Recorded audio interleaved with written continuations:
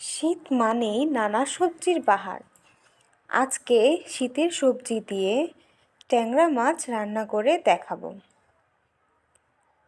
আজকের রান্নায় আমি আলু আর ফুলকপি দিয়ে ট্যাংরা মাছের পাতলা ঝোল করেছি।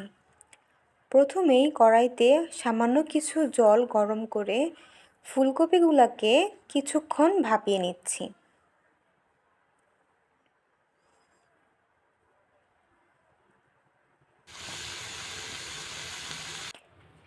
1 থেকে 1.5 মিনিট ভাপিয়ে জলটা ঝেড়ে নিয়েছি। এবার একই কড়াইটা খুব ভালো করে গরম করে নিয়েছি। কড়াই থেকে যখন ধোঁয়া উঠতে শুরু করবে ওই পর্যায়ে তেলটা দিয়ে দিয়েছি।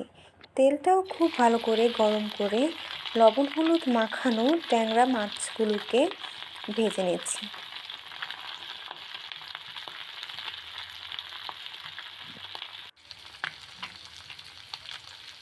এই তো এভাবে লাল লাল করে ভেজে মাছগুলিকে এবারে আমি তুলে নিচ্ছি।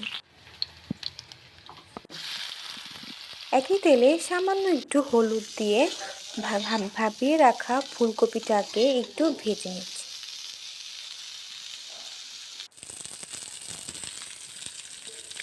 ফুলকপিগুলোকে লাল লাল করে ভেজে তুলে নিয়েছি। এবারে তেলের মধ্যে দিয়ে দিয়েছি সামান্য সাদা জিরে আর কালো জিরের ফোড়ন। জিরা ভাজার সুন্দর একটা গন্ধ বেরিয়ে আসলেই দিয়ে দিব আলু। 1 চিমটি লবণ হলুদ দিয়ে আলুটাকেও লাল লাল করে ভেজে নিব।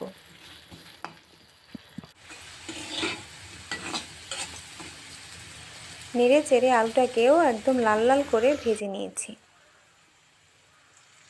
আলুর মধ্যেই এবার 1 চামচ জিরা বাটা, 1 চামচ কাঁচামরিচ বাটা, স্বাদমতো লবণ আর 1 চামচ হলুদ দিয়ে দিয়েছি। আলুর সঙ্গে মশলাটাকেও খুব ভালো করে কষিয়ে নেব।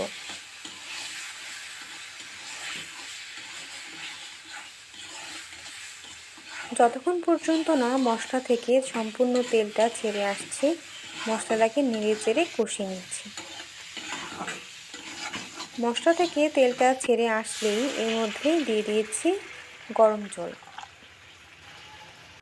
ঝোলের পরিমাণ আমি যতটা রাখতে চাই তার থেকে কিছুটা বেশি পরিমাণে জল দিয়ে দিয়েছি।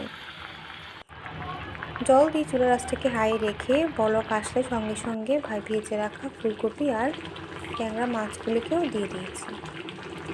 এবারে চুলার আঁচটাকে মিডিয়াম লোতে রেখে সব কিছু রান্না হয়ে আসা পর্যন্ত 5 থেকে 6 মিনিটের মতো রান্না করব। আর সব শেষে ধনেপাতা কুচি দিয়ে নামিয়ে নিয়েছি আমার আজকের রান্না আলু ফুলকপি দিয়ে ট্যাংরা মাছের পাতলা ঝোল। আশা করছি আজকের রান্নাটি আপনাদের কাছে ভালো লাগবে। এতক্ষণ ধৈর্য সহকারে আমার সাথে থাকার জন্য ধন্যবাদ।